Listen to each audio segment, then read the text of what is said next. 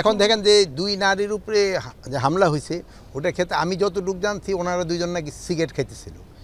এখন কিছু লোক নাকি নামাজ পড়তে যেতেছিল, এই সময় ওই ওনারা বাধা দেওয়ায় ওই তাদের উপরে চা ছুঁড়ে মারছে। তো আপনারা জানেন ওপেন জায়গায় কিন্তু সিগারেট খাওয়া এই নারী পুরুষ সবার জন্যই নিষেধ, এটা কিন্তু একটা অফেন্স। এই জন্য আমি আপনাদের কাছে অনুরোধ করব ওপেনে যেন কেউ সিগারেট না খায়।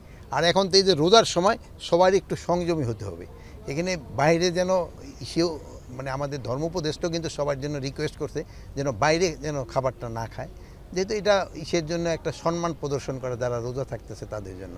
আর একটা আপনাদের কাছে মাধ্যমে আমি অনুরোধ করব যেন জিনিসপত্রের দাম না বাড়ায়।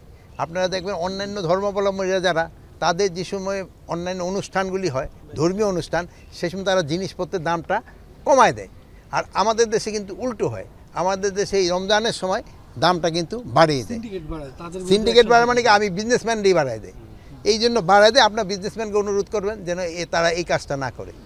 এই রোজার সময় যতটা সম্ভব তারা দাম কম নিয়ে ভোক্তাদের একটু সাশ্রয়ী করা।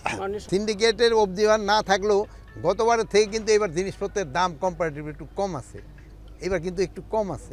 এটাও আপনাকে বলতে হবে যে যদি এই মানে অভিযান না চালায় যদি জিনিসের দাম কম রাখতে পারলে তো আরও ভালো।